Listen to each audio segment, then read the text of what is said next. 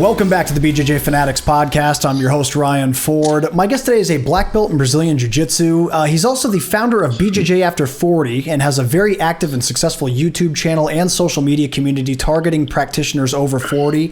He's a respected writer and blogger. He also teaches out of Flow Life BJJ in Lakewood, Colorado. Ladies and gentlemen, it's my pleasure to be joined today for the second time in my podcasting career by Mike Bidwell. How are you today, Mike? Awesome, dude. Good to see you, man. It's good to see you too. Yeah, it's been a while. It's been a minute. You and I were just doing the math off the air. I think it's been 7 years since I interviewed you last. I think it was 2016. Yeah, that was like just 2 years after I got my black belt. Kind of like really for me, kind of the beginning of like, you know, the BJJ After 40 stuff. And you were like literally one of the first podcasts that I ever did. And you were like the biggest one. Like and actually, if you remember, it wasn't even video; it was just audio, right? Audio, yeah. The video thing is kind of a new thing now that we're doing here. So I remember walking around my house with my laptop and my earphones, doing that podcast, like kind of, and actually like being like super really nervous and like intimidated by you and like holy shit, dude. This was like the big time, you know. I assure you that was unnecessary. I assure you that was unnecessary, but I'm flattered by that, and I do appreciate it. No, truly, dude, truly. No, it's Grappling Central Podcast, dude. It was awesome. That's what it was, man. Absolutely, yeah. Now we switched over to BJJ Fanatics, and man, I know you've had a lot of change going on in your life too. You have a school now. You're a black belt now. I mean, catch us up. So it's 2016 to 2023. That's a long stretch. What else is new? Well, I got my black belt in 2014. You know, for those that don't know, I was a brown belt for 13 years. So I got my brown belt in 2001, black belt 2014. And after I got my black belt, I was in my early 40s at the time. I'm now 53, almost 54, but my early 40s then in 2014. And after I got that black belt, after that long tenure at brown belt, it really made my focus on trying to really give back to the community, because it was such a journey for me, getting my black belt after 13 years and finally reaching that goal. And it was like, how can I give back to the community? And I was, like I said, I was in my early 40s at the time. And so I started writing articles and talking about, what does jiu-jitsu look like after 40, and now for me after 50. How old are you, Ryan? I'm about to be 38 at the end of April. 38. Yeah, you're young. My wife and I were trying to figure that out this morning. I said, I think he's like in his 30s. Yeah. He seems so young, but that's awesome, dude. But I got my black belt and then just really made this commitment to growing these communities and trying to give back to the jiu-jitsu community. And then I opened up my school here in Colorado in 2016 and just been living the jiu-jitsu dream. It's amazing. Well, congratulations on all your success, man. Thanks, it's definitely very well earned. And, Mike, I know you're someone who takes a very holistic approach to jiu-jitsu. That's something that I've always appreciated about your content and the way you teach and the information that you share. You often emphasize not just the physicality and technique of jiu-jitsu, but also the emotional and the mental side of martial arts. And, man, for that reason, I figured you'd be a perfect guest for today's topic, which I wanted to explore, is managing ego on the mats. Ooh, the ego. It's always there, man. So ego. Dude, it's talked about so much in jiu-jitsu. It's even written on the walls in many academies, encouraging students to leave theirs at home. And interestingly, I'm halfway through a great book right now, actually, all about ego. It's written by Ryan Holiday. It's called Ego's the Enemy. And in the book, Mr. Holiday provides a real simple description of what an unhealthy ego is. It can be boiled down to an unhealthy belief in our own importance. And I thought that was an excellent description. So, Mike, in your years of training jiu-jitsu and your years of teaching jiu-jitsu, what do you think are the most common ways ego manifests itself on the mats? Well, if you think about ego, the word ego means I, right?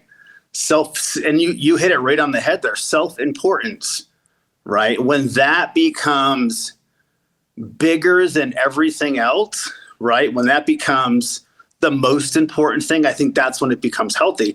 And jiu-jitsu can be kind of tricky. It's a little bit of a dichotomy in a lot of ways too, because it's not a team sport, but it is a team sport because you literally have to have two people to participate. You can't do it by yourself. This is, even traditional martial arts, you could do katas and forms and stuff like that and go hit the heavy bag. And you could do an entire traditional martial arts workout without a partner, feel like you did it. You could probably take, online martial arts video thing, right? Like, and just be sitting in your living room doing Zoom and doing karate and like, I'm doing it. And it's nothing against karate. It's just more that like jiu-jitsu requires two people. So if you, me, ego becomes so big and so inflamed, right? It becomes so inflated, right? And you can kind of visualize that. Like when something's so inflated, becomes too inflated, there's no room for anything else, for no other realities, right? There's that. And then when something becomes so big, what does it do? If it isn't released somehow, right, it's going to explode. It's going to pop, and it's going to come out in very unhealthy ways. And I think that's what we have to look at as jiu-jitsu practitioners, that this is not an I sport. It's not a me sport. It's an us sport, right? Just like a healthy conversation requires two people. It's not like one person holds control of the conversation. You just sit there, nod your head and smile, right? Or you listen with just for the intent to respond because you want to outdo them and tell them a better story, right? Just like jiu-jitsu is not like that either, right? So it's got to be a symbiotic relationship with that person. Like, yeah, you're trying to tap them out. It's not like you takes away from the game at all. It's still the same game. I'm trying to tap you out, but I'm not going to make me so important that you become so less that like I'm willing to take risks with your body now. Or your mind too, right? An unhealthy mental attitude as well. Yeah, that was very well said, man. And often the most common way that we see people express an unhealthy ego is the unwillingness to concede and say, hey, you know what, you got me, good job, you know? And right, yeah. You know, I think the idea of not wanting to lose in jiu-jitsu is a big one. And it can create a lot of anxiety for someone, even not just, it's not only frustrating for the people around you. You mentioned that idea of a balloon growing. It's not only you that's expanding that way, but you're also crushing out people around you now. Yeah. They're trying to also, there's no room.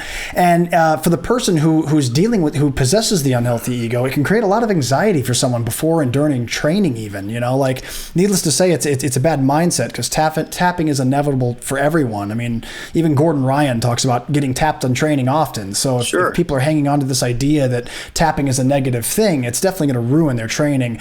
Do you have any, in your opinion, like what other ways does that kind of mindset stunt a student's development? Yeah, that's an interesting one because if you think about it, like if you're not willing to tap, like first off, you're going to get hurt. Like that's pretty obvious. Like maybe you haven't gotten hurt yet. Maybe you're a white belt, maybe you're a blue belt, maybe you've gotten dinged up a little bit, but maybe you really haven't gotten hurt. And I think a lot of times when we do get injured, there's always some deeper lesson in there for both of us, right? So it's an opportunity to sit back and pause for a sec and say, wait a sec, why did that just happen? Like, why was I rolling and you know, I had this person in an arm bar and they weren't willing to tap, but I wasn't willing to concede either. Like I wasn't willing to like maybe let them out of the move or just let the game continue or just move on or onward and upward or, you know what, I'm a blue belt. He's a 4-stripe white belt, but you know not what he did. All right. Like he just doesn't know yet. Like that's okay. Like, and to the point where you said like not willing to tap, but some people just aren't even willing sometimes to like even give up position. Right. Or like you're on the mat and like you're against the wall now and you're trying to like move to the middle of the room and you're like so worried about recreating the position now because like what happened here was so freaking and vital that like, dear God, like I don't want to have my arm in the wrong spot because I might lose now. Right now, imagine like being that student carrying that burden all the time. That's a heavy burden to carry. Like I have to win every time. I've got to tap every person out. If I don't get a submission and I get submitted, I must suck at jiu-jitsu. Wow, that's a pretty like, you know, difficult road to be on. And if you think about it, it's kind of a little bit bipolar too, because it's a constant up and down. So if you're basing your performance on whether you win or lose in practice, right? In practice all the time, then that's going to probably, again, lead to that unhealthy ego. So the way that, you know, to answer your question, how do we help students with that? Don't make practice about like having to necessarily win or lose. Like, yeah, you want to play the game, like you want to get the submission, but it's okay sometimes to let the person, you know, get out of the move, let them work an escape, you know, maybe like you had them in a move and they didn't know it and you probably could have tapped them, but you let them out and maybe they get positioned now and Who fucking cares, right? Like, seriously, who cares? Like, it doesn't matter. Are you trying to be the world champion on Tuesday night at 7? You know what I mean? Like, you know what I mean? Like, that doesn't hold a lot of pedigree, right? Like, oh, I won class on Tuesday, white belt class. Woo, good for me. So, like, you know, I think you have to start changing your, you know, your perspective, right? Like, about what winning and losing actually is. If you're a competitor, then that's even better because you have a place now that you can go and actually, like, allow that to, like, transpire and work through that, and, you know, have that experience that you want to have where you can go and blow your load and, like, you know, tap someone out and get a submission and all that, right? Like, but maybe class isn't that. But if you're not a competitor, then, like, you know, make it more about building, like, a really technical game of jiu-jitsu, right? Instead of, like, trying to have to beat every single person, win every single match, and keep score of every single class. That's an excellent breakdown. I really like that a lot, man. Yeah, it kind of makes me think too, like you were, I love that you pointed out the dynamic of sometimes it's not just the person who doesn't want to tap, sometimes it's the person who wants to get the tap too. And sometimes one person having the bad ego to not want to tap can kind of incite the ego of the person who wants to get the tap. And it's okay to just let them go and let them, you know in your head that, hey, you know, I got to the position, I passed the guard, I isolated the arm, I did a good job. It's kind of like if you're rock climbing inside and you go up to the very top of the rock climbing wall and you hit that button on the wall that sounds off the siren. It's the same thing. If you get all the way to the top and you don't hit the button, you still got to the top of the wall. Like, who really cares? And wasn't it about the journey to the top anyhow? Exactly. Wasn't that what you were? Wasn't that really, like, if you think about it, wasn't that, like, what it was all about in the first place? So, like, it doesn't matter. Like, I always remind students when I grapple with them, it's like, yeah, we're going to get to here, but let's start here. You know, sometimes they want to go 100% and they want to start right there. It's like, no. Let's find our way to here. We'll get there, right? But we don't have to kill ourselves on the way there. And isn't it going to be just about this that gets us here anyhow, right? Like, the end of it's great. Like, and if actually, like, good jiu-jitsu is, like, it's a little bit of both here, right? It's a dance. It's like, you know, I do something, Ryan counters, and he does something, and then I counter, and then I roll, and I turn, and we counter, and they counter. And at the end of all of that, somebody gets tapped out. Now, if it was really like that, like, we had this great back and forth experience, I don't think either of us would care, like, that much in class at the end of it what happened. Tournament's different because then, you know, you're competing for medals and stuff. But, like, in class, as long as we both felt like, but if it was like Ryan's rolling with a white belt, Ryan slaps him in an armbar, he taps out, boom, it's over, one dimension. Yeah, we know you can do that. Well, you do it again. So what? You do it again. So what? That doesn't really, like, you're not evolving his game or your game. But if you gave a little bit to him and then he took a little bit and you gave a little bit and he took a little bit and you had this dance that eventually got you to where you wanted to go anyhow, that'd be way more fun than, like, even more fun than hitting the button at the top, right? Even more fun than hitting the button is really probably the journey to the top, although the challenges that even got you there, because that's actually what you're celebrating, right? Not the top. Absolutely. Yeah. Well, you know, the interesting thing too there is I like what you said about the back and forth dance of a good roll, you know, the counters and the things that happen. I mean, that's way better data to analyze anyway when you go home afterwards than just, okay, I immediately tapped someone, like, from the get-go, or I wrecked someone over and over during a round because they're less experienced than me. It's way cooler to think, man, there were so many cool things that happened between me and Mike when we were rolling, and he caught me in the end. But dude, there's like 20 things that happened there that I want to, like, zoom in on. Like, and that's where we can put our focus, right? That's not the end. Like, that's where you put your focus when you go home and you're like, okay, so, you know, you want to spend time in reflection. Like, reflection is really what life is about. Like, we love the experience, but then we also like to sit and think about it and go, wow, that was really cool. I had such a great time rock climbing today. I had a great time at jiu-jitsu. What was great about jiu-jitsu today? Well, I got to roll. And this is a conversation you're having with yourself, or maybe in your jiu-jitsu journal, you're writing this down. I had, you know, this many rolls today, and I had this experience with this person, and this guy always taps me out, but today I felt like I did a little bit better. Or, you know, you're writing down these experiences and you're capturing them because there is a lot of data in there. There is a lot of things that you can learn from, and there's a lot of, like, great reflections and moments that you can be proud of, and things that you can go, oh, fuck, that kind of sucked. I definitely don't want to experience that again, so I'm going to watch out for that next time. And then it's fun. I like the idea of writing it down, because then You're committing it to paper. You know what I mean? It's more powerful in your brain. You're making a bigger connection. You're creating more neural pathways in your brain. So that's important to write it down. But then it's important to go back later on and look at it too. And even look back like in a year from now, 2 years from now. Wow, look at my white belt mindset back then. That's so funny. Like, look what I was focused on. That's kind of cool. Wow, I forgot about that. That's a great reminder. I didn't remember that. You know what I mean? So things like that, it's important to collect that information and then commit it to paper and then have that nice, way to go back and look at it again later on. Absolutely. I love that you brought up having a jiu-jitsu journal. That's been the single most important tool in my development in jiu-jitsu. And unfortunately, I didn't start doing it till I was a purple belt. And I can only imagine the data and the information and like I said, the self-reflection, being able to see my mindset and where I was and what I was focusing on had I started from day one. So if you're out there listening, man, guys, start a jiu-jitsu journal, like a training journal for sure. Yes. Super important tool.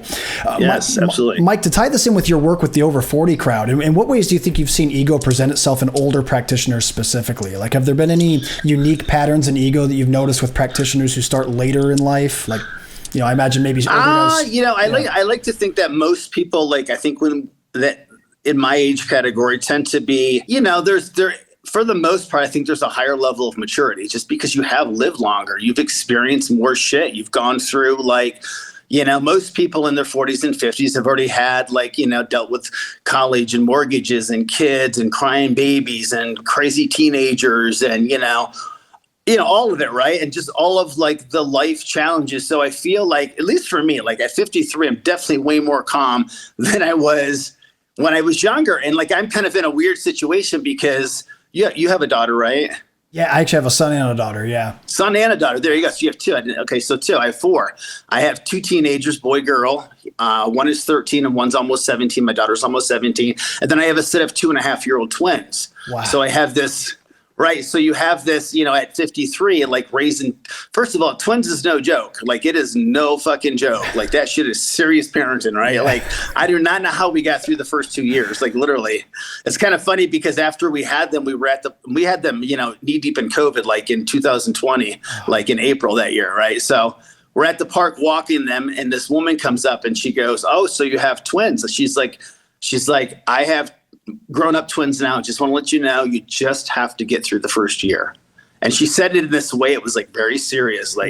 Just know if you get through the first year, you're going to be okay. I was like, well, what if we don't make it? And then she just left. And then she left. And it was kind of like, whoa, what the fuck was that? Right. Yeah. And so we get through the first year and we were like, and we actually banked on that. Remember what the woman said, we just got to make it through the year.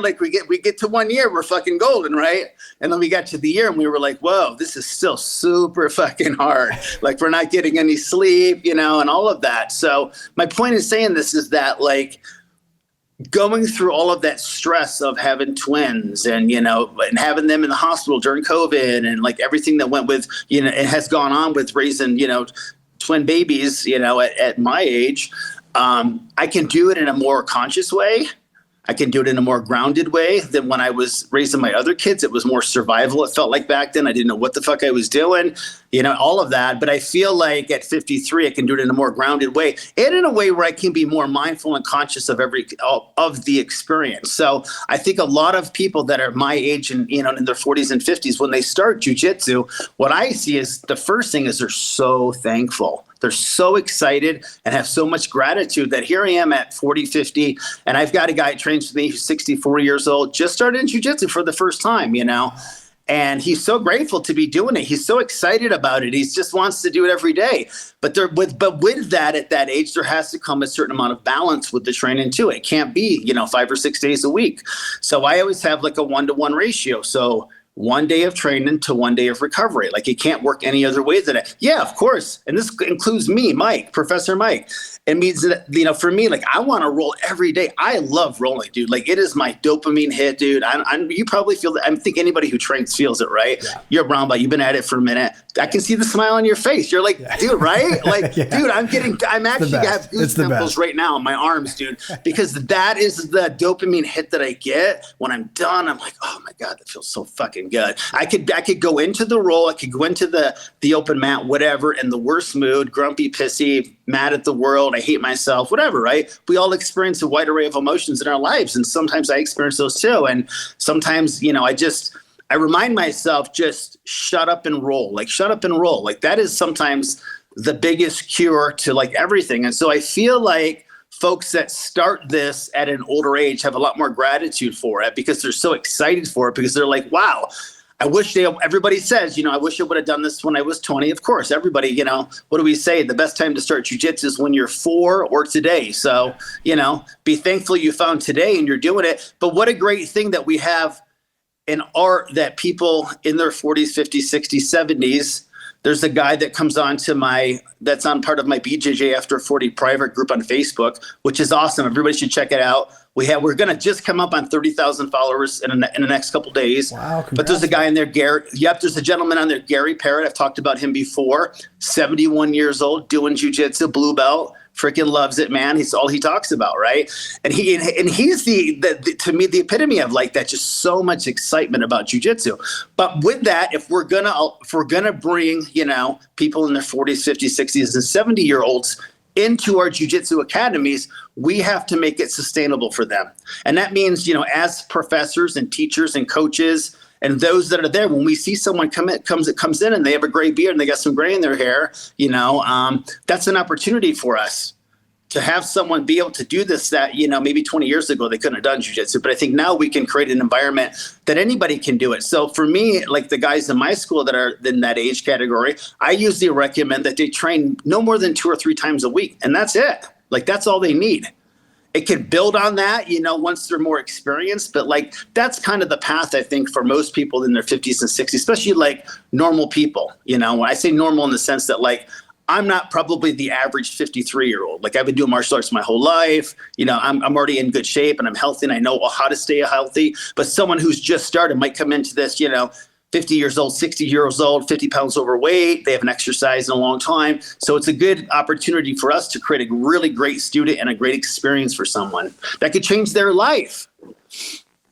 That's excellent, man. I like I said, I really do. I admire all the work that you do to target that crowd because, yeah, it is cool, man. It is cool, like for a lot of people, especially if they grew up playing sports and got past high school or college, and now there's just not a whole lot of sports that they can feel a part of. They find jiu-jitsu, they fall in love with it, and it's a lot of fun. And you're 38, dude. You're going to be in your 40s. I'm right around the corner. I'm right around the corner. And then you're going to be in your 50s, and you're going to go through all of it, and you're going to still want to do jiu-jitsu when you're 40, 50, and 60. So imagine in 22 years, you're going to know you're good now, but you're going to know even more. You're going to want to play all the games and do all the cool stuff. And you're not going to want to be like, oh, old man jiu-jitsu, I can't do anything. Oh, I don't like that, dude. I don't really like, subscribe to that in my life. You know what I mean? Old man jiu-jitsu. Like, I like to train jiu-jitsu. Like, you know what I mean? So like, you're going to want to do all the cool tricks. So it's important that we have a sustainable path for us so that we can practice when we're in our 40s, 50s, and 60s, when we're still good. Everybody, if you ask anybody in jiu-jitsu, they're going to tell you that they're going to want to die on the mats. They're going to be, oh, I want to be like Ilya Gracie. I want to be like 90 years old on the mats. Well, if you want to be 90 on the mats, you got to first be 40. And you got to be 50 and you got to be 60 and you got to travel through and there's no rush to get there, right? Like, I'm not in a hurry to be 80 years old, right. But I also want to have a path there because I do want to be the person who can still roll. And I still want to have my hair sticking up on my arm when I talk about jiu-jitsu and see people smile because they fucking get it, right?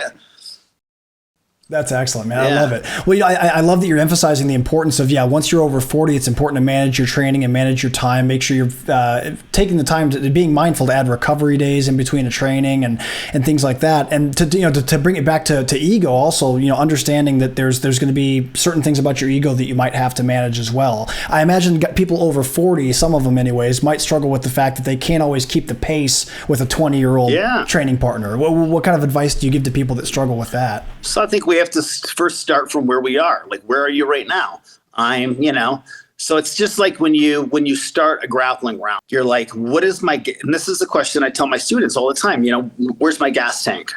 Well, today my gas tank feels like this is a conversation you're having with yourself. Like, you're coming to jiu-jitsu, you're thinking about how you're going to train today. What's your gas tank look like? Well, it's kind of like a quarter of a tank today, to be honest with you. And there's not any gas stations nearby because I didn't get a good night's sleep, and I didn't eat good today. I ate crappy food and I didn't sleep good. So on and on and on it goes.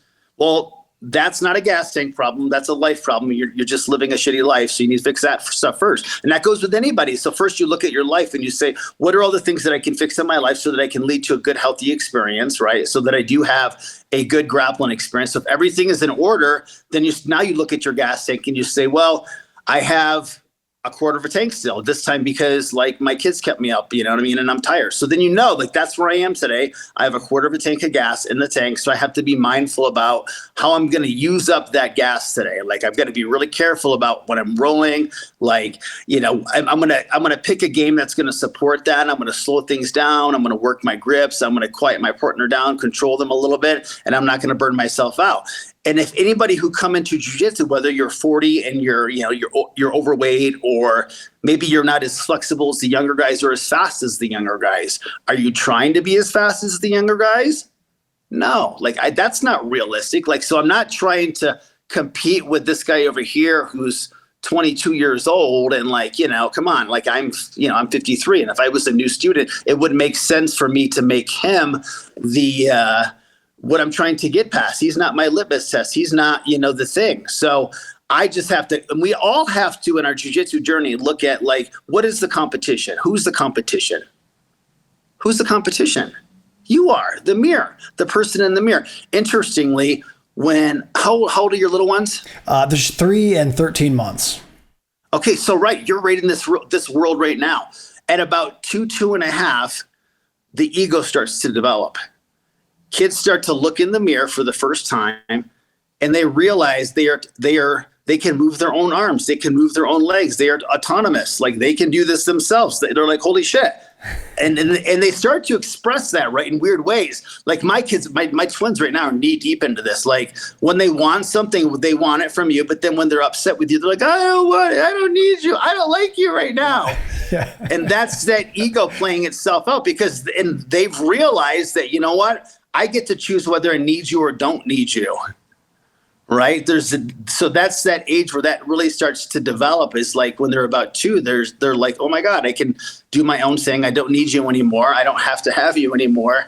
And so are you experiencing that with your little ones right now? A little bit, yeah. My daughter, she's selective about being helped. So for example, if I try to pick her up onto the couch or something, or if I try to do anything like that, she says, no, I got it. She wants to do a lot of things on her own. She's very fiercely independent as a 3-year-old. So that's been kind of I've had to learn kind of how to step back a little bit and let her kind of, even if I know she's about to mess something up or fall or whatever, then I have to just be like, look, she's got to learn it herself. She's got to figure it out herself. So and that kind of goes back to jiu-jitsu too, right? And especially for older practitioners, because I think we have to realize that we are the age that we are, but we can work with what we got. Isn't jiu-jitsu so cool that it'll take you exactly as you are? Literally, there's people that practice jiu-jitsu that are missing limbs. There's people practicing jiu-jitsu that have all kinds of challenges that you and I don't face. And yet jiu-jitsu will allow them to do that. If they were going to go do something else, that it probably just wouldn't be able to do it. If you were, missing legs and you went to do taekwondo, it's a kicking martial art, you wouldn't be able to really effectively practice the martial art. But jiu-jitsu, somehow this art allows everybody to participate in it. Literally, it'll take you as you are.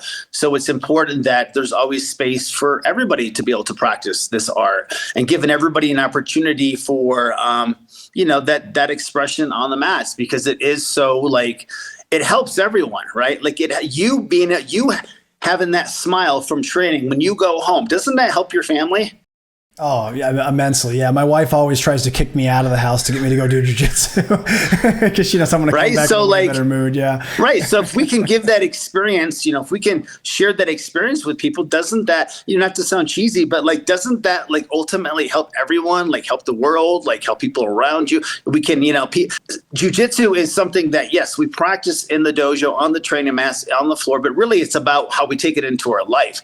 We all practice jiu-jitsu. People that practice it truly practice jiu-jitsu, practice it in their life all day, every day, from the moment you're stuck in traffic to, your anything, any part of your life, any small challenge, big challenges are all going to feel like pressure from side control. He's laying on me. I can't breathe. Oh, do I just tap out to side control? No, I figure out like a little bit of space, just need a little bit of room. If I can find some space to breathe, if I can breathe, then I'm alive. If I'm alive, I can think. If I can think, I can problem solve. If I can problem solve, I can figure out anything. So just knowing that, like, I just need a little bit of space to breathe. Just knowing that, if you just knew that in your life, that's a pretty big thing to go through life, a pretty awesome piece of knowledge to know that I just need a little bit of space to breathe.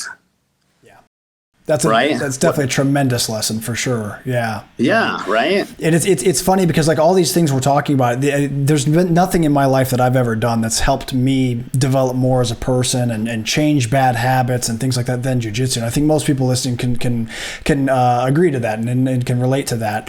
Mike, this next topic about ego, I wanted to pick your brain out about is actually something I find really interesting, and it ties in really well with what we're talking about here. I'd love to pick your brain on this. So as we pursue the jiu-jitsu journey, most people do indeed find that their ego becomes healthier, and we become more better problem solvers and all the things that we're talking about here. Jiu-jitsu has a way of just like beating our ego into a healthier state. You know what I mean? But for some it takes longer than others. But for the most part, I think that most people would agree that their ego is healthier now than it was before they started jiu-jitsu. But there's an interesting thing that can happen commonly, and that's the black belt ego, right? Sometimes it gets beaten. I knew you were going there. Yeah, right. I was like, I think I know where he's going with exactly. So what do you think are some of the aspects of becoming a black belt or being a black belt for some time in regards to bad ego rearing its head once again? Because I think that's probably you're going to come across, jiu-jitsu like anything. It's like a cast of characters, right? It's literally a cast of characters. There's going to be the good, the bad, and everything else in between. It's like Baskin Robbins. There's 40 flavors. There's 50 flavors. There's a flavor of the month. There's all kinds of different people that are going to be attracted to jiu-jitsu. And jiu-jitsu is going to attract people that, are all different. Some people have, all kinds of challenges, including me. Like this has been like a mental health journey for me. And like, that's what jiu-jitsu is for me, a mental health journey. It's helped me with depression. It's helped me with so many aspects of my life. So there's definitely that ability to help, but there's also that ability to maybe your ego becomes so big and so inflamed, especially when you become a black belt. There's that possibility. But I think that goes back to just like, if your daughter grew up and your son and they just weren't good people, I think you would probably look in the mirror and say, wow, what have I done to fail my children? Yeah. 100%. Right. Some of those choices they made, but man, like, did I give them the right tools? Did I guide them the right way?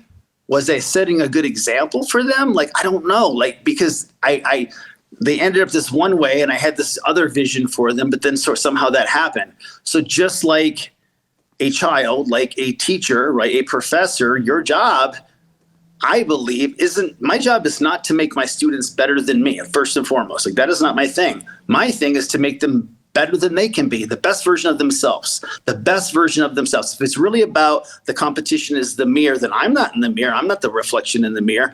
There's some essence that you get from me as a teacher, right? I want to impart my essence on my students. I want to impart like the good parts of me on my students, but ultimately I'm still a human being. Black belt doesn't make you perfect. It just makes you human like everyone else, but you've gone through a lot of things and done a lot that hopefully that it does teach you something and you don't become a shittier person because of that. But then I think a lot of times it really kind of goes back to like, what is your teacher doing too? Like, how was your teacher raising you? I mean, what if, because that's really what it's about. Like, is that person really raised you the right way? That's a very, very good point. I mean, on that note, when someone becomes a teacher with many students who look to them for wisdom and guidance, I can see sometimes where that would have an impact on a black belt's perception of overall self-importance. Like as we were talking about in the intro, like Ryan Holiday, who wrote the book I'm reading, mentioned that, an inflated ego is someone who has an unhealthy view of their own self-importance. So when you have all these people that are following you and paying to attend to your classes and seeking your knowledge and everything, I could see where that could be kind of an issue. Do you think that being in the position of having students and followers could in itself be a cause for ego for some people to swell up? Of course it can, because here's the thing, like I've been teaching martial arts pretty much my entire adult life. You know what I mean? I haven't done anything but teach martial arts since I was in my early 20s. I'm 53 years old. That's a long time like doing this. That's a long time to go somewhere every day and have someone tell you how awesome you are and how great you are and like, oh my God, you're so great at jiu-jitsu, and oh my God, I love you and you're changing my life, right? So you're and Eddie, and that's not just me. Like that's every professor. Like that is, that's what it means to run a martial arts school. You're seeing people at the best part of their day, like literally. And I love that. Like I love that part about my teaching. Like when I come into my dojo at nighttime and I teach a couple classes, I know that my students have been looking forward to this all day.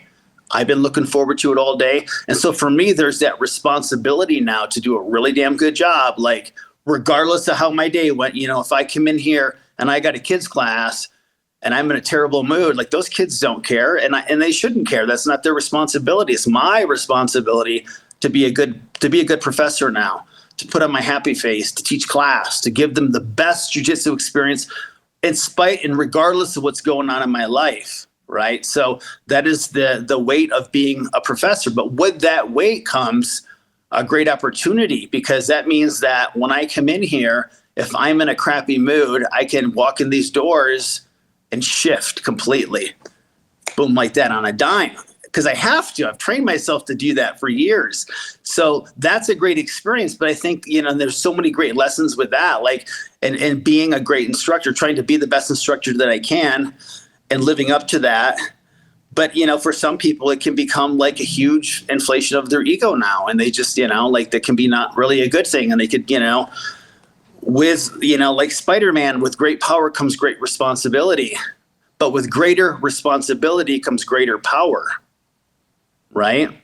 So being a black belt is greater responsibility. It's like, if you have a dojo or a school and you're messing around with your students, right? We see that a lot. It's pretty endemic in not just jiu-jitsu, but it's endemic in the martial arts community just in general. And really just any industry where there's, you're interacting with people, right? So like people dating their students or, doing that kind of stuff. I really believe that as a professor and I, like, in my own school, it's different here. I don't have a bunch of staff and stuff like that. It's my wife and I. It's a very much a family environment, so there's not that vibe. But I've been to places in the past that are, sometimes like that. And, when you're a teacher and you're a professor, you're in a position of power. It's not an equal playing field.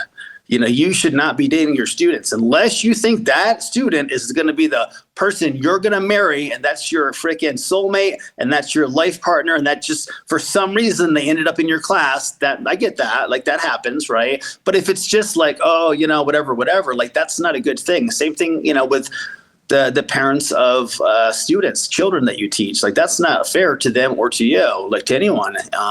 So I think like being a black belt, it comes with great responsibility, and it's important to recognize that. And we have, and it's what a great opportunity. Like you actually, as a black belt, you can actually change people's lives.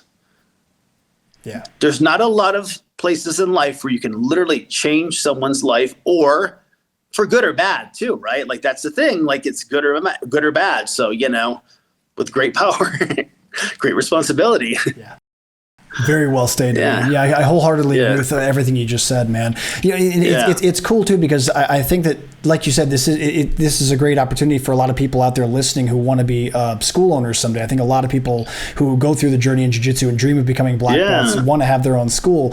And these are some things that they might not even think about. I think a lot of us think of having a school like, oh, I want to be in this location, I want to have this style logo, and I want to have these color mats and stuff. And you don't really think so much about some of these deeper things that can exist in the world of an instructor's mind. So I appreciate you sharing all this with us. Of course. What kind of checks and balances do you think are important to keep in place for someone out there that might fall victim to having an ego swell up due to having a large student base in a successful school? I think you just got to be humble. Like that's part of being a black belt. Like how can you even become a black belt with some form of humility? Like I think it's, at least for me, like that sort of just seems like it kind of goes with becoming a black belt. There's a good, there's this great quote by Hicks and Gracie, like, to tap someone out is not enough. To tap someone out is not enough, right? That's not enough. Like that's not just what jiu-jitsu is. There's like, to tap someone out is not enough. To do it technically is important, right? To do it with efficiency is important. To do it beautifully is important. To do it without hurting your partner is important.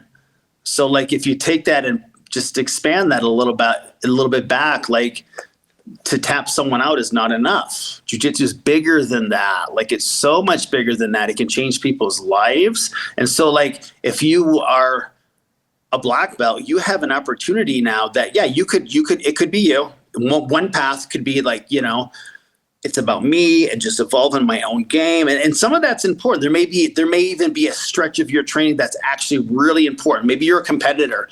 And so like you're in this mode right now where like, I just want to spend the next few years, like perfecting my game, perfecting my technique, building my jiu-jitsu, becoming super technical, becoming an awesome competitor, doing that. And then maybe that other part of and maybe you get their service through that. Maybe you are a motivation and inspiration to a lot of people. So now you build a platform where you can like really share your journey with other people so that they can become inspired by it.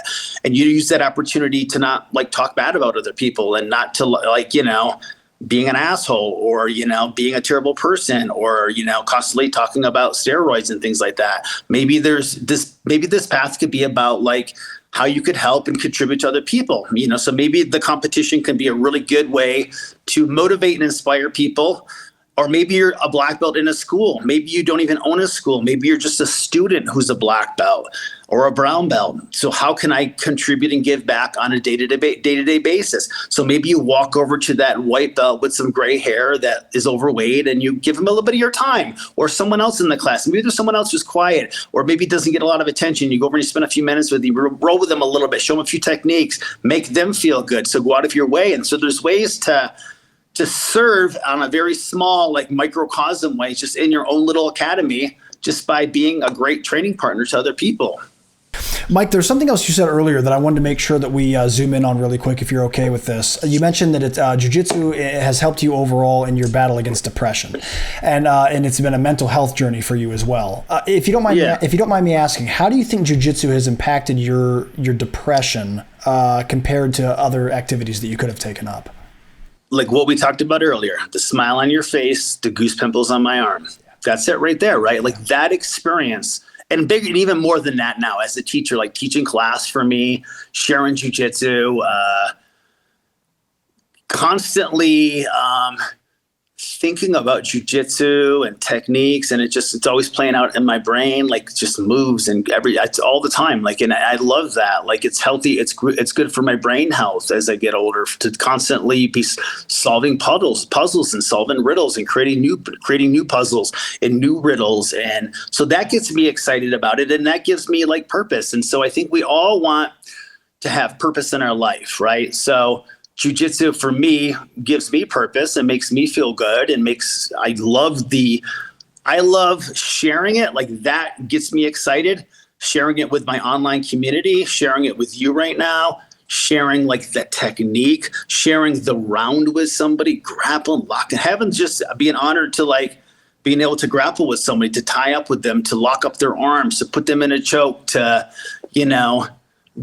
what we talked about, that experience, that to me is like some of the most fun that there is. Like that is how, I get through my own, waves of depression, which really is, anybody who's experiences depression, it's not like, it's a weird thing to talk about because like, it always feels like, oh yeah, come on, get over it. You got a good life, kid. Everything's fine. Why are you depressed? You know what I mean? Versus like, I don't, it's a thing. Depression isn't something that you can turn on and off. It doesn't go away. It doesn't like you take a medicine and that's it. It's gone, right? And I've tried that route, like with medication and stuff like that. And that's great for some people and it works. It didn't work for me, like taking medicine. It was kind of making other parts of my life worse. So the medicine didn't work. So then it's like, well, if the medicine's making other parts of my life bad, and it's not really helping, then what else is there, right? Like, am I going to kill myself, right? Is that an option? But jiu-jitsu gives me, so when I'm having it takes those big dips and it's like two strings pulling them tighter. And so those ripples get a little bit more like this instead of like really deep down low and really high up here, really deep down low and really high up. So for me, it gives me not, balance. I don't want to say balance because balance is a process. Balance is never this. It's a little left, it's a little right, always passing by the center, right? So for me, jiu-jitsu gets us more like this. It's not so fucking big. Doesn't feel so black and so white. Like, oh, if I don't do this, then I would have to kill myself or something, you know? That's excellent. And I think it's important for people to, you know, if anybody else out there is, you know, struggling with depression, like it's important to talk to people. And it's important for those for everybody to just, you know, reach out to friends, like get in people's, you haven't heard from someone in a while, reach out to them, talk to them. You never know what people are going through. You just don't know. So it's important to, you know, on the forefront of that, just being proactive with the, you know, friendships, relationships, people in your life. Absolutely. That's really well said, Mike. You know, I know the people that are close to me in my life are probably annoyed by me how I treat jiu-jitsu as if it's a treatment or a cure for anything. But with depression, I really do. I sincerely do think it helps immensely. I've gone through seasonal depression here and there myself. I've been thankful to not have any kind of consistent depression that I've had to battle in my life. But I've got a lot of friends that do, and I think that, man, some of the things about jiu-jitsu that help is, one, like you said, a sense of community, like having friends, having people that you're close to, having a team. Secondly, physical activity. Physical activity is the absolute worst enemy. Yeah, it's the worst enemy of depression.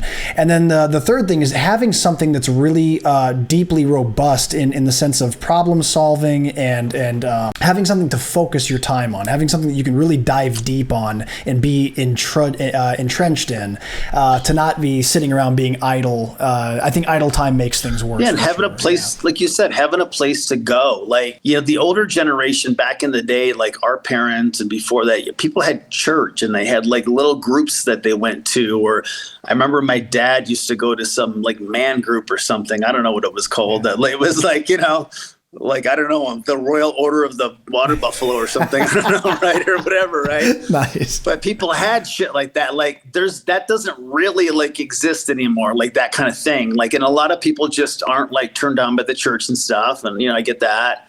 And so like, and I'm not equating, you know, like jiu-jitsu is like a religious practice. I'm thinking of it more like as the sense of community, like where to go. Like people need that, right? Because there is a disconnect in society, especially like as much as social media in a lot of ways connects us. And this is really cool, like that we could do this even before. When we talked last time, there was no video. Yeah. So that's really cool that we can see each other and we can talk and you can do all of these neat things on social media. But then on the other side of that, I think a lot of people, especially after COVID, I feel like a lot of people really want to just get back to that experience again, the physical, real world experience, you know, like things like jiu-jitsu, things like, you know, where you're out actually interacting and communicating and being a part of something. And I think that's really important because we are social animals and we want to be in communities. We want to be part of a tribe.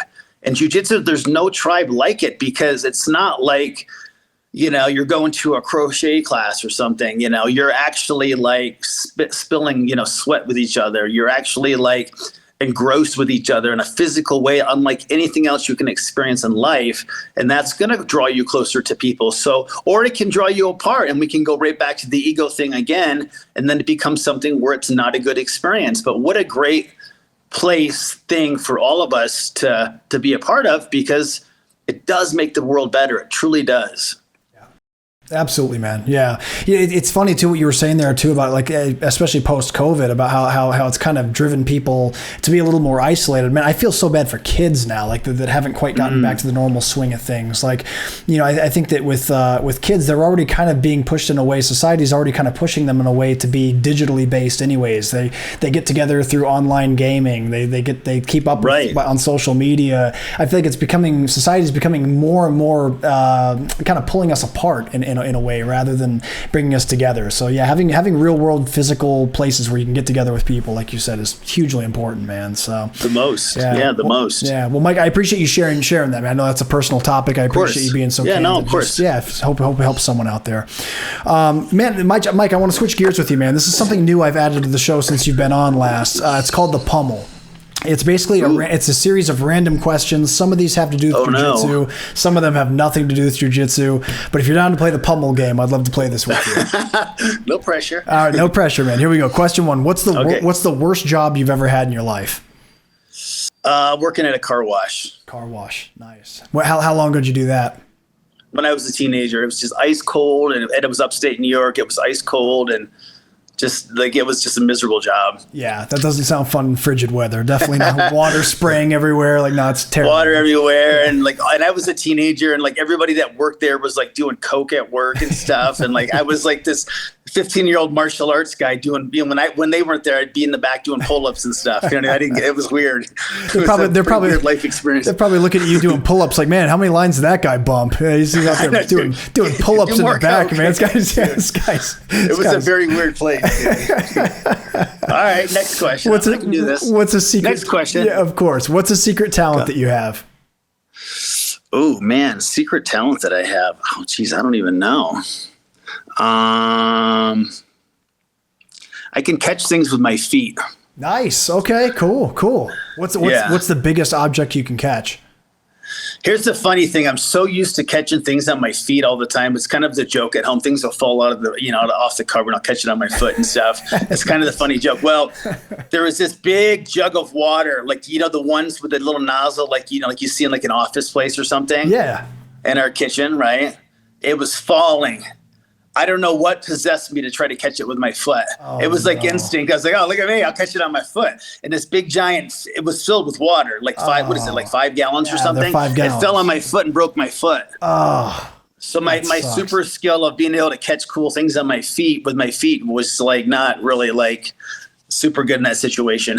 So that's a perfect example of muscle memory gone awry. Yeah, right. So it sounds like your foot catching skills end at the 5 gallon tank. So anything below that, that's awesome. Yeah. What's something that you wish you were better at outside of martial arts? I wish I was a good like snowboarder. I don't even snowboard. I've tried it before. Like I would like to just be like instantly good at that, because the path to getting good at that is pretty rough. Yeah. It's such a cool sport, man. It always looks like unforgivable, so much fun. But it's so dope. I just want to be good at it, but I'm not. So, a good snowboarder would be fun, or a rock star, whatever, either one. There you go. Like singing would be the other one too. Like I cannot sing. I wish I could sing. That would be cool if I could sing, but I can't sing. That'd be a cool one too. But dude, for snowboarding, you're in Colorado now, man. You're one of the best places in the world to learn that. I know, and I don't snowboard, dude. I don't even ski. Like you'll kill you out here, dude. It'll be like Sonny Bono. I'll run into a tree or something. I hope not, man. I hope not. But I hope you eventually get out there. I'd like to see some footage of you killing myself, dying. No, it's like snowboarding. That'd be awesome. Some death footage. What do you think is the worst injury that you've had in jiu-jitsu? The worst injury is probably popping my rib out, and because of how it happened, it was such a good lesson. So basically, a quick story: I was getting ready for a tournament. And I was a brown belt at the time. I was rolling with a purple belt, and I heard the coach say 30 seconds left, and we were on our feet, and he shot for a double leg, took me down. I was pissed because I always prided myself on that it wasn't easy to take down, but he took me down. So I threw him in a quick triangle. I'm squeezing as hard as I could. He's trying to round the corner. I squeeze as hard as I could, and I popped my rib. So I squeezed that triangle so fucking hard that I popped my rib out. And the round ended, and I went to go one more round, then just the burning started, and it was so fucking painful. And so the funny thing, this is 3 or 4 days before a tournament. I go to the tournament. Obviously, I can't compete, but I had to coach my daughter. Every time I yelled anything, it would pop out, and I'd be like, ah! And I'd scream, and I'd pop my rib back in. And I go back to coach, and I did this for an entire day. Every time I see someone at the tournament that I hadn't seen in a while, they come up to hug me, and I'd be like, get away from me.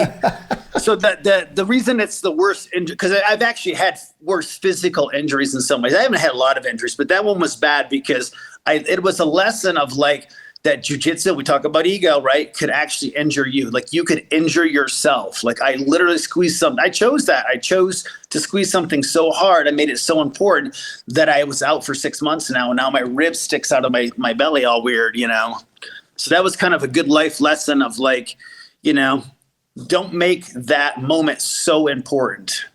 Because it's not. Because you know what? Like one day later, I would have done anything, literally anything, to change that one moment. Man, that's definitely a good lesson, man. That sucks, man. For sure. It affects even the way that you greet people, man. People must have thought you were socially. And it's all weird because it looks weird too, Yeah, for sure. Yeah, man, your friends must have been like, man, Mike's social anxiety is like out of control lately. What's going on with him? Out of control. Seriously. What do you think is your favorite bad food to eat? My weakness for bad food is I like pizza probably. I like pizza every week, whether I need to or not. Nice. So like I try to have, a Friday slice of pizza. So pizza's good. I definitely love pizza. I'm not a junk food person, but like my weakness is salty stuff too, like chips and shit like that. Like I try to stay away from them. I always think of like chips as my avalanche food. Like if I have one, I'm screwed. Like it's done. Pizza too. Like I could finish off. Like I can do some damage with pizza, dude. And so, yeah, and I like New York style. You New York or Chicago style? Like deep dish or the big wide pizzas? So my family will kill me because my family's all from Chicago, but I do prefer New York style though. Yeah. Good man. Yeah. I like that nice, the big wide thin slices. You roll it up like a sandwich, eat it like a taco. Dude, that's the deal. So I live in Sao Paulo now, man. This is so the city here. It's 40% Italian descendants. It's a very, very Italian kind of vibe. Cool. And so there's such good pizza here, man. Oh, that's so crazy. It's kind of New York style, but they load it with toppings. Like it's like the toppings are like super, super thick, and so. Yeah, like pizza's my big weakness too, man. I love pizza, and it's I love the term avalanche food. I've never heard that before, but I'm gonna start using it now because it's exactly what happens. So you have to figure that out. Like, what is your avalanche? What is the one food that's why, like when you get chips, you put them in a bowl. You don't keep the bag. The bag is trouble, dude. Yeah, 100%. I'll polish that off, dude. 100%. What's your perfect pizza? What kind of toppings do you usually go for? So I don't eat meat, so. I'm vegetarian, so I do pretty much like veggie, or I just like, honestly, like if I was really going to have a good slice, like a good just cheese slice, like don't even have to put anything on it. But you could put some mushrooms and stuff on it, some peppers, but like just, by itself is pretty awesome too. Like a good cheese slice stands alone if it's done right. 100%. You got to fold it too. You fold yours when you eat it? It depends. Like it depends how wide it is. If it's super wide, if we're talking one of those huge wide pieces, then yeah, I'll fold it. If it's not a huge wide angled piece, then no, I usually just keep it in my hand. Yeah. There you go. Yeah. Dude, if you ever come down here to visit me, man, there's a vegetarian pizza that's still popular with everybody, whether you eat meat or not. Oh, nice. It's called a abobrinha, which is just basically a zucchini that they cut real thin. So they take the slice. Oh, that sounds good. Real thin zucchini, and then they put garlic all over the top, and it's like. Oh, that sounds good. It hits. It's legit. Sounds good. It's yeah. Yeah. That sounds legit. Mike, what do you think was the scariest moment of your life? Probably the birth of my first child. Like just having a baby for the first time. It's nerve-wracking. My wife, when we had my daughter, who's is going to be 17 now. My wife was 21 at the time. I was 15, almost 15 years older than her. Wow. I'd never had kids before. I met her when she was 19 and I was 32. Wow. And then she got pregnant when she was 21. And we opted to have a full natural home birth with a midwife. Wow. So we had my daughter at home in a tub, fully with two midwives. No way. It's totally safe. Like it's totally safe and legal. It's not like anything crazy. Like it's a little crazy for sure. Like I definitely see the craziness of it. But we wanted to. It speaks to the badassery of my wife. Truly, like she's no painkillers, no medicine, nothing. Just she did a full natural home birth. Wow. It was scary, because like it was like whoa, she's something she always wanted to do, and like I was like, all right, I'm fully supportive, but I was like, I have no idea what I'm getting myself into. But we went through you went through like a class, and it was like a whole thing. But like that was kind of scary. And then we did the same thing with my son. He was a natural home birth too, and he's 13 now. And then the twins, interestingly, like you can't have twins at home as a home birth. You have to do that in a hospital legally. So we had our twins in the hospital, and both of them were positioned weird anyhow. So we ended up having to have a C-section. That again, when we talk about the scariest things in our life, that was probably kind of right there too, because we had our twins during COVID, 2020 in April. It was, like as a husband, like just kind of like having these two home births, which I was very much a part of, then have this, have a C-section, and you're there and you're like, it's intense to see your wife being cut open and like literally see the inside of your wife's body, like, you know what I mean? And have these babies being born. That was pretty intense, cool experience. The crazy part about that, was when my wife's water broke, we were at home. She wakes up at 3 a.m, her water breaks. I was like, all right, well, we got to go to the hospital. We called the doctor, we're on our way to the hospital. She drove the car. She wouldn't let me drive. Oh my God, dude. My wife's a typical female like that. She's like, I'm driving, you're not driving. I was like, are you sure? She's sitting on a towel and we're driving to the hospital at like 3 a.m. Like she's driving and I'm sitting in the passenger seat doing the map thing. Oh my God, dude, your wife's a gangster, man. She did the home birth for 2 and then drove herself. She had these, so then she has these, she has like the C-section. And so like the other part of the story real quick, when she was pregnant, we didn't know we were having twins until the last trimester. We found out at the very end that she was even pregnant with twins. We thought we were having one baby. Then we found out we're having 2 babies. And then the doctor said we were having a boy-girl. He said he was 100% positive boy-girl. Wow. He's like, I've done 10,000 births. I'm retiring this year. I'm never wrong. I'm like, are you sure it's boy-girl? And he's like, I'm 100%. Comes out, it's a daughter, So he said it was going to be 2 boys. Sorry, he said 2 boys, 100%. We ended up having a boy-girl. So the first baby came out and it was a girl. So he was wrong about that, about the sexes. But then my wife, like even right after like she has the C-section, she's nursing 2 babies. Like at the same time, like, right after she just had them, like, that's just the badass, if not, just women in general, dude, like women are pretty badass. Like, and she's a black belt. She's a black belt in jiu-jitsu, dude. Like, she's been doing martial arts since before I met her. And, she got her black belt 2 years ago. After like, you talk about my long journey, she was like 20 years almost to get her black belt. Wow. 4 kids in there too, along the way to getting her black belt. That's incredible.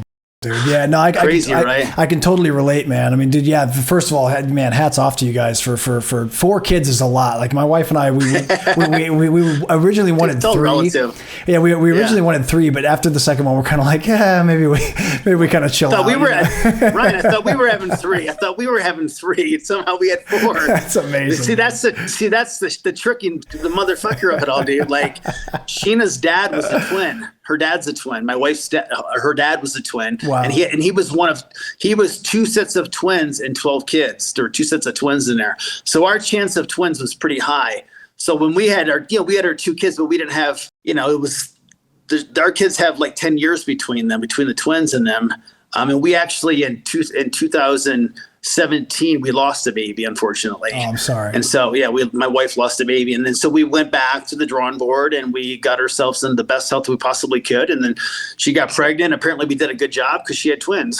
And that was no drugs or anything either. That was just twins, dude. That's amazing. Dude, I'm so happy for you guys, man. That's so cool. Thanks, dude. Yeah, that's it, man. That's it, man. Hats off to the wife, man. That's something else. I can relate, man. Like I never realized how strong and tough my wife could be. I knew she was like very strong-minded and very hardworking and all that. But man, when we had kids, that's when I was like, okay, yeah, this is. Dude, women are no joke, man. She's way beyond me. No joke. Yeah, 100%, dude. Well, let me ask you this one, man. Who's your all-time favorite grappler? Definitely probably Roger.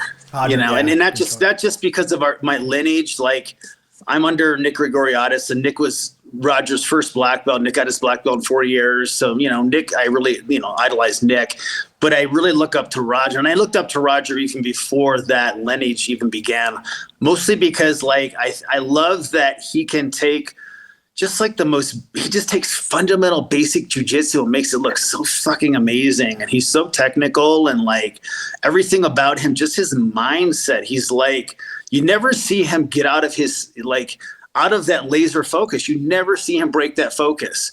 Everybody else gets so emotional and all over the place. He interviews, whatever. He's just always in that, like, that laser focus. He's like the fucking like Spock of like jiu-jitsu, dude. Like, he's got just enough human, right? Like Spock, but he's all Vulcan too, man. And he can do some crazy fucking Vulcan, like, shit. But no, I like Roger a lot. I appreciate the fact, and I appreciate that he's, like his lineage and his dad, Marcio Gomez, and like this all like, it's pretty awesome. That's so cool. Great. Yeah. Great choice, man. Also shout out to your instructor, Nick Grigoriadis, man. Super good dude. Really good Nick's guy. Amazing. Yeah. I love Nick. Good human being, dude. Absolutely he is. Yeah. How about your favorite MMA fighter? Do you have a favorite MMA fighter?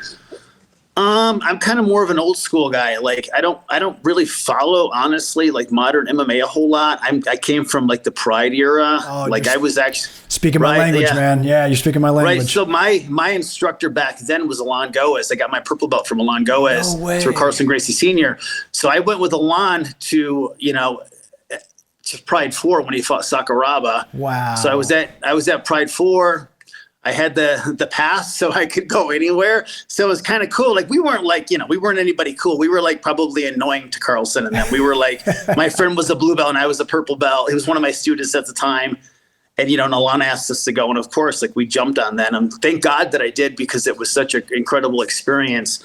But my favorite fighter of all time is probably Murilo Bustamante. Like Bustamante is I met him at Pride 4. He was there with them, with Carlson Gracie and stuff. To me, I got so geeked out by him. Like, I was like, oh, can I get your autograph? Can I get a picture? I never got to train with him or anything cool like that. But I've always appreciated I like his build, because he's built like me. He's tall and thin. And he was just even back then, he was way ahead of his time. Like, he was beating everybody, dude. And he was so technical. And he used just pure jiu-jitsu, and he wasn't like all roided out and crazy looking. He was just a good jiu-jitsu guy. So I like the old school guys that appreciate, if I'm watching stuff now, I pretty much watch like the old UFC stuff, and I watch like Pride pretty much. But I do honestly, I am interested in one though. I think one is kind of cool. I like what's going on with that. I like Mikey Musumeci a lot. Yes. And I like where that's headed. I don't watch a lot of MMA anymore.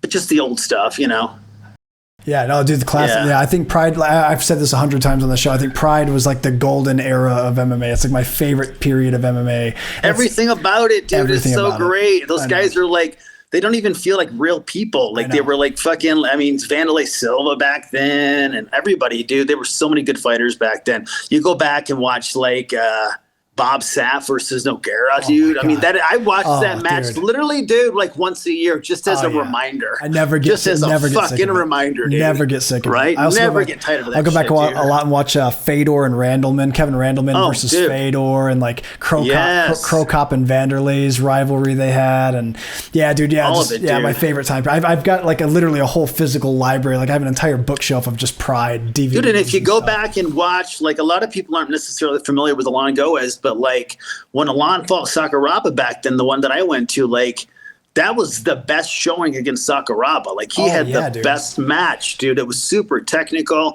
He almost choked Sakuraba. He had, Sakuraba almost in Kimura. And at that point, Sakuraba had already wiped out all the Gracies, dude. So Alon hung with him, I love Sakuraba, dude. I miss him, dude. I follow him on Instagram. He's a cool dude, man. I also love Sakuraba, man. It's cool. So UFC Fight Pass actually has the entire Pride library. And then they've also got the origin stories, the origins of Sakuraba and things like that. Oh, that's so cool, I've been dude. enjoying the hell out of that. Yeah. Yeah, I love that stuff. It's interesting, too, because a lot of the younger generation just doesn't know about it, I know. Even who these guys are. Yeah.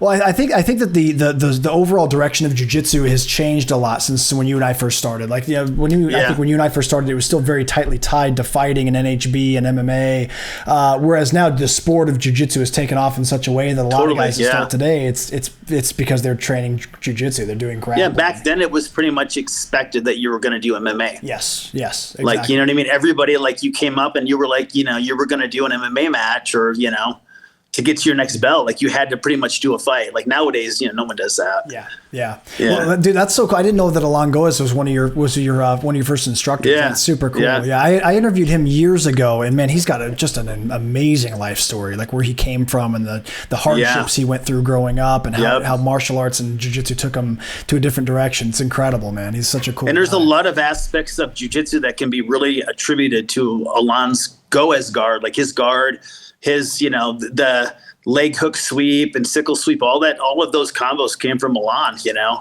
He was one of the first guys really working that type of guard. Absolutely. Yeah, absolutely, man. Yeah, definitely good shout outs. Extra points on the public again for diving into some pride nerddom with me here, man, because I love it. Let me pick another one for you here. We talked earlier about your favorite bad food to eat. What's your most hated food? What's something that you cannot eat no matter what? Worst food. Wow. Dude, Dude, that's a tough one. I don't like the worst thing, probably like liver or something like I don't eat meat. Like we were just talking about this the other day, my wife and I was like, yeah, like, cause she was telling me how her dad used to eat meat organs and all this stuff like all the time. And I was like, yeah, I remember my mom serving liver when I was a kid. Like we would have liver for dinner. And it was like the gross. Have you ever eaten liver? I don't think I have. I've had stomach. Dude, I've had pretty fucking gross, dude. It's pretty gross. Like I remember that when I was a kid as being probably one of the grossest things that I've ever eaten before, you know? I keep a pretty simple diet. Like I don't stray from my diet hardly at all. Like I don't eat like a lot of foreign weird stuff. I eat pretty much like the same stuff all the time, especially if it's pizza. but like, no, I like, you know, I do like to eat though. That's awesome. Yeah. I haven't had really any, like the only organ I think I've had is stomach. Have you ever had chitlins before? Have you heard of chitlins? I've heard of them, but never had them. Yeah, so I grew up in Atlanta, and one of my best friends growing up was my buddy Jay, and his family was all from the deep South, you know. Kind of cooking. And so he goes, hey, you want to come over for dinner? And I said, yeah, sure. And he says, hey, we're having chitlins, and I was like, oh, I don't even know what that is, but yeah, you're whatever. Like, sounds good. Yeah, like, yeah, cool, right? So then his mom comes in, she goes, baby, you had chitlins before? And I was like, no. I said, yeah, I'm a pro. Yeah, yeah. She goes, what? She goes, what is it? And then I said, what is it? And then she scoops me a serving of it. She goes, I'll tell you after you eat it. Oh, so that's never a good Yeah, sign. I know. But I tried it. No. In Colorado, it's Rocky Mountain oysters. That's what everybody eats out here, right? That's the big thing. That's a real thing, huh? That's like a real thing. Yeah, Rocky Mountain oysters. It's like testicles. Yeah, yeah. Is it from a cow or from a bull rather, or what's it from? I think it's from a bull, I guess. I don't know. I honestly don't know. Don't go eating them, right? Yeah, she's not really sure. Yes, I'm not a big testicle guy. Yeah. I'd probably find myself in that category as well.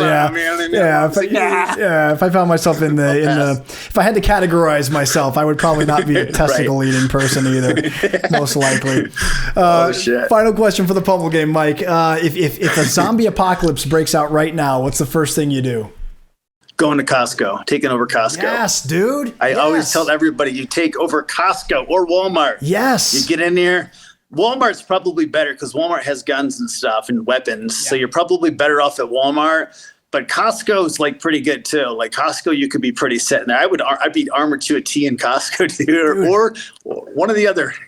That's amazing, bro. It's so funny you said that. That's always been my zombie plan. Dude, that's what I always say. Lock down a Costco. Kingdom there, dude. I'm gonna be the king. I'm gonna let some people in. You know what I mean? Put a moat around it and shit. Dude, you've got pallets upon pallets upon pallets of dry everything food you goods. need. Everything you need, man. And it's a big square building, not too hard to lock down. Yeah. Excellent. And there's only like two entrances, one in and one out. Right. Yeah. Like literally, dude, you have to go through that entrance to get in there with your little ID, but there's going to be no zombie IDs allowed. You know what I mean? It's going to be like, you're going to, That's so cool you said that. I swear to God, that's always been my plan. Well, there you go. See, Costco. You can come over and hang out with me. I'll look for you at your Costco. We'll pick a Costco. We'll have like a supply line between our Costco. That's right, dude. Yeah.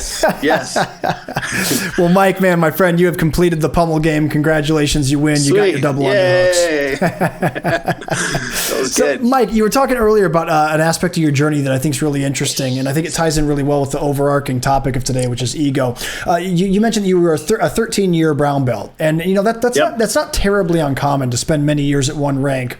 Obviously, everyone's journey is a little different, but did you struggle with any mental hurdles during that time? Like, did you feel frustrated after a while of being at one rank? Well, part of it, like it was a lot of stuff. Like, obviously, like the depression, like kind of came into play. Like, not moving forward. I bounced around a bunch and moved to different places and stuff. So, like, in jiu-jitsu, when you start new somewhere, it's literally like starting new in so many ways. It's like building a relationship and a friendship and eventually a marriage, which would be a belt.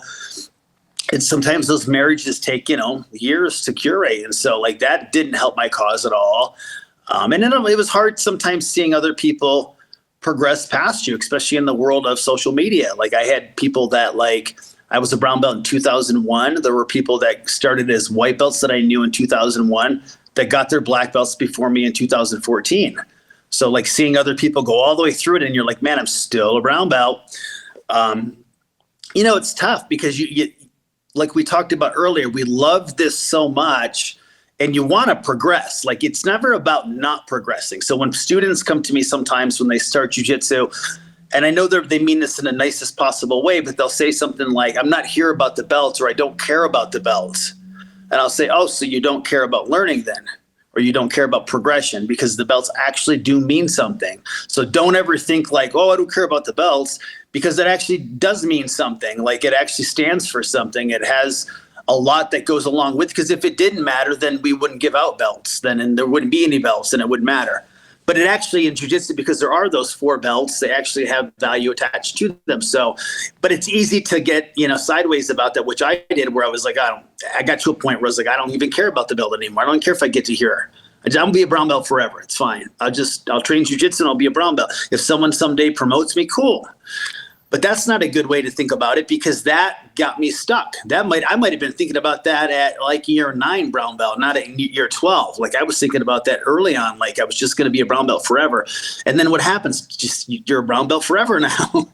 So I think it's important to, like with any goal, to bring it down into reality for yourself. Like, yeah, the belts are important. Like you should, as a student, like, you're a brown belt, right? I am, yes. When do you want to get your black belt? I'd like to be one sooner than later, obviously, but I think like in your ideal world, if your instructor thought you were ready, what would be the time frame? I'm not trying to corner you, but what would you like? What, like in the next year, 2 years? Yeah, sure. Yeah, absolutely. Yeah, if my instructor thought I was ready, then yeah, sure. Right. And so that's important for you to think about that. That's important for you to go, you know what? Like in your private mind, not like, hey, professor, when's that black belt coming? It's never that conversation, but it's a private in your head conversation of like, yeah, like in the next 2 years, I would like to work hard and be able to be at the skill level of a black belt. I recognize that I'm not right now, but I think in a 2-year time frame, I think that could be a reasonable goal to work towards for myself. But ultimately, I realize that's going to be my professor's decision, right? Both of us are contributing to it clearly. Like, I have to do my part, otherwise I'm never going to get recognized. But it's important to bring those goals down into reality and to think about it and not be afraid to talk about it, and have that, in front of you, instead of just like, I don't know, whatever, someone says, or even worse, I don't care about that. I'm not about that. I don't need the belts, because they do mean something. So like for me, I kind of got stuck in that mindset where I was like, I don't care about the belts anymore. And it did make me, depressed. And I felt like I was never going to move forward. And then the big shift that happened for me was setting new goals for myself. Okay. It wasn't a goal to necessarily get my black belt, but I knew that if I was going to get to my black belt at that point, I needed to get in better shape. I needed to set some goals for myself. I wanted to compete. I had some unresolved things with competition I wanted to do. So what I did was in 2011, I lost 50 pounds. I entered a tournament for the first time in 10 years. I started competing with my daughter, started competing on a regular basis. Got myself physically in good shape, which helped me mentally and emotionally feel better about myself. Set some goals, achieve some of those goals. That builds confidence, it builds momentum. And I did all of these things that like, I wasn't like really like, how the fuck am I going to get my black belt? But because I did all of those other things, it got me to my black belt. But before, I wasn't doing any of these things. I was just sitting around going, like we talked about earlier, jiu-jitsu will take you exactly as you are. You could be 50 pounds overweight and do jiu-jitsu. Anybody could. Like, if you've been around for a while, but you're a brown belt, you could be not in your best physical form and still be doing it and be active, which I was. But I was injured all the time. I was constantly hurt. My body didn't feel good. I didn't feel good about myself. So when I fixed all of those other things in my life, it made that other goal just come right down to me. But until I addressed all of these other things, it wasn't going to. Like, if you're just doing the same things but expecting different results, isn't that the definition of insanity? Yes, it is. Right? Yeah. Like, you're never going to get there then. So that's what I did. I did a decade plus 3 years, plus 3 years of just doing the same things over and over again, but somehow not even at a certain point even expecting different results. I wasn't really expecting anything until I made that major shift. And then guess what happened? Everything fell into place. That's so cool. That's really awesome. I appreciate you expanding on that. You mentioned that you had some unresolved things with competition. If you don't mind me asking, what were those?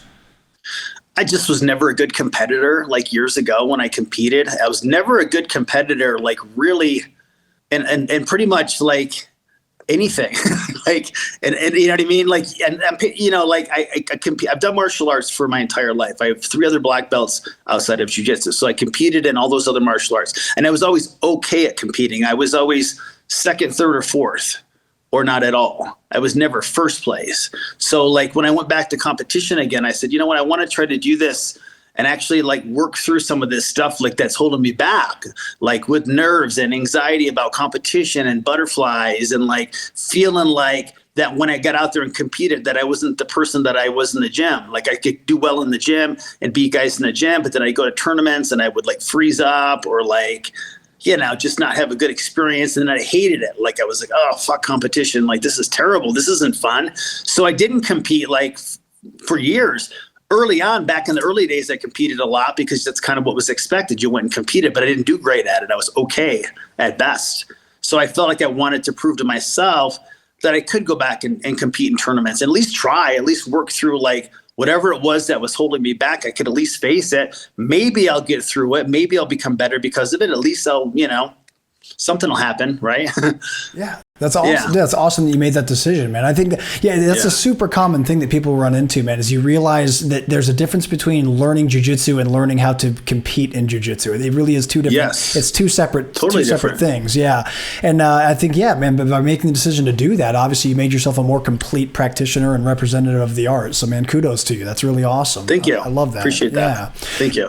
Mike, let me tell you what, man, let me switch gears with you really fast. I appreciate all your insight today on ego and development and all this, but I wanted to make sure that we took some time to talk about technical development before we go. Sure. Something you've become known for is a really cool variation of the triangle, a brutal variation, I might add, called the triangle. The triangle, man. For those not familiar with it, how is it different from a normal triangle? For those that aren't familiar. So I'm a triangle guy. Like I'm a tall guy of thin legs. So my natural physical tendencies would be triangles, which of course it is. I love triangle chokes. Pretty much like when I roll, that's all I look for. It's at the end of everything for me. It's kind of how I look at it. Like I will be always looking for other stuff, but then there's always a triangle at the end for me somewhere. Like I'm always trying to find the triangle at the end. So triangles were a natural like evolution of my own jiu-jitsu. And it's something I just enjoy. Like I love a good triangle. I love the fact that I'm choking someone with my legs. That feels cool to me. It's kind of different because it's like your legs and not your arms. It's way more technical. I love that they're looking right at me while I'm doing it to them. There's something enjoyable about seeing them being choked versus a rear naked. Yeah. And I like the triangle because it offers a sense of versatility that isn't offered by any other technique in jiu-jitsu. What position can you get a triangle in? Every position, literally every position. You can get it from guard, you can get it behind someone, you can get it at every angle, upside down, every direction. It's in every single position. So the other evolution of that was the triangle. So like I started catching, and other people have probably done this. I gave it a name and I gave it more attention probably than anybody else has, but it's not a move that I would say that I invented. I don't believe in the idea that you can even invent moves in jiu-jitsu. It's kind of like saying Ben Franklin invented electricity. No, he didn't. He found it. It was always there. It wasn't like he was like, aha. He just figured out a way to capture it, right? So, or whoever, right? Like no one can take that. Like, so jiu-jitsu is the same way. Like no one can really invent moves. We're all working with the same thing. We're all working with 2 arms, 2 legs, and a neck. And you could take 2 people, like let's say you had 2 people that had never done any grappling before, and you said, I want you to invent grappling. And they were just spending time inventing grappling. They would come up with the same stuff we came up with. We would all come up with the same stuff because there's only so many ways that you can do it. So I don't want to take credit for like inventing a move, but I'll take credit for like giving it more attention and giving it a cool name. And that's about it. That's awesome. And so the triangle, like a triangle with the arm inside, right? You need the arm inside for a triangle. You have the leg inside. Sometimes it can be just the leg. Sometimes it can be the leg and the arm. So there's different versions of that triangle. The triangle is a lot of fun because it's such a crazy move. When I first put a video out on it, people were like, that's insane looking. That's crazy. And then some people were like, you'll never get that in a tournament and that's never going to happen. And then, of course, as time went on, somebody got it in Fight to Win, then someone got it in the Europeans, and someone got it in the Worlds, and someone eventually got it in the Pan Am. So it's been in every single like major event now. Everybody's gotten it. But it's kind of a cool move because it definitely like, it's a little bit, and I call it the triangle instead of the triangle because it'll make you cry if you get in it, because it's like that terrible. It's just terrible feeling. Everything about it sucks. It's terrible. But it's a lot of fun to do. And in this instructional that I did for BJJ Fanatics, triangles, and leg locks, we teach the triangle, how to do it for anybody. So you don't necessarily have to have long legs. Like I show ways to do the triangle choke with shorter legs. And I show different, a lot of triangles in there too, and leg locks. And it's really a pretty cool little instructional. That's awesome. That's so. But yeah, that's the triangle. The triangle's become very infamous now. It's so funny, man. I swear, like just a few days ago, I was at the academy, and one of my good buddies and training partners, shout out to Jonas Rocchetti. Jonas was showing me an option to attack a triangle from deep half, or rather that you're in deep half, and the person's trying to sweep you, and there's a response where you can set up a triangle. And he goes, nice. Man, it's like this triangle, but like the leg is stuck inside. So he showed me. I'm like, oh yeah, it's a triangle. And he was busting out laughing. He's like, I've never heard that name before. That's like the perfect name for this position. And so what's cool about it is that triangle too, like a lot of people think that you have to be flexible to do it. It's actually the opposite of that. It works way better on people that are flexible. Like the guys that I like to do it on are people that like are obnoxious about their flexibility. Like they'll throw their legs over their head and they're like, oh, look at me. Like I can invert, like blah, blah, blah. You know what I mean? Like, you know what I mean? Like that guy who just drops back and he's got his legs over his head and you're like, okay. Yeah. That's the guy you triangle, dude. That's the guy that you put his nose right up, or his knee right up against his nose and like armbar him off his face. I hate to say it, but I'm that guy. I'm that guy. I'm that guy. Yeah. Are you really flexible? Yeah, I'm pretty flexible. Yeah. So it's I'm pretty flexible too, but like I also like I'm 53, so I have to be a little careful in there. But yeah, but I love like you'd be the perfect guy to triangle then. Like yeah, you're the guy. Yeah. Someone needs to triangle you, dude. I know, or just don't, please don't. Yes. You can just. But you'd be good at them. You'd be good at triangles. You're flexible. It doesn't hurt. That is awesome. Yeah, no, it is such a cool technique, and it really is like interesting all the various ways that you can enter into that position. Because when you see the final result of a triangle, you think, man, how in the ever loving hell did this guy get into that position? Like, how did that trap? How did that get set up? But as you explore your instructional, you do a really good job of showing the very, very easy ways that you can end up in this position. So and all from normal stuff too. Like it's all from stuff that you're not having to create like these kind of like the end result. You're like, whoa, that's crazy looking, but the path there is the path that you would normally follow. Like it's not anything that you can't or wouldn't do like when you're normally grappling. Just simple stuff like if you're passing someone's guard and you can split their guard and step through, like you can get to a triangle super easy. So there's a lot of really like dialed down, very doable, very like easily replicable, regardless of your age, whether you're, my age and I can do them, and my students do them, or if you're a younger practitioner and it's fun. It's fun to, that's the great part about jiu-jitsu. It's fun to explore. Like it's as much as like we're all playing with the same limbs and the same, the same games, the ability to create and evolve and come up with new stuff is really unlimited because you have so many different positions that you can do that from. Like, and that's the fun part for me is like just constantly looking for new stuff. Like I'm always on the hunt when I'm training, like what new thing can I be adding? And that never ends. It's like every week, it's every day, it's constant. I almost can't control the flow of it. Like it's so much stuff to learn. Like you could take one aspect of jiu-jitsu, spend your entire life on it and never get to the other stuff and never even master what you're trying to master. How crazy is that? It's true, man. It's the deepest rabbit hole that I've found so far in my life. It's insane, dude. You can go in a lot of different directions. There's always something new to learn. There's always responses to things. Like when people, I feel like when there's a wave in jiu-jitsu where the whole community is getting good at one aspect, then all of a sudden it becomes an arm race to, okay, well now how do we defeat this now? And then that leads to different things. And it's maddening. Like it's really maddening. Like it's almost, you almost have to, like they say, like to really like embrace your art, you have to go a little mad, a little crazy. Like jiu-jitsu can definitely like get you there. You become that, crazy professor, the nutty professor. Absolutely it can. Well, for anyone out there that wants to learn these concepts, like we said, Mike just released a really, really cool instructional with us here at BJJ Fanatics called Triangles, and Leg Locks, and it's available right now at BJJFanatics.com. So you guys go check that out. Mike, in closing, man, what are some of your major goals for 2023? What are some things you hope to accomplish this year? Getting ready to actually film another BJJ Fanatics course here in the next couple weeks. This one's going to be it's really like one of the best things that I've done. Like, I'm really excited about. I haven't filmed it yet, but I have it all kind of in my brain right now, ready to get it onto film. It's going to be a really cool instructional. So that I'm excited about. And just keep it, growing and sharing, jiu-jitsu with the community. Like, I want to see more people keep doing this. It's like we have an opportunity as practitioners to really help people and in the best possible way, and give people some kind of hope and something to look forward to and something to do every day and a place to grow and expand and become better. So I look forward to sharing this and growing jiu-jitsu and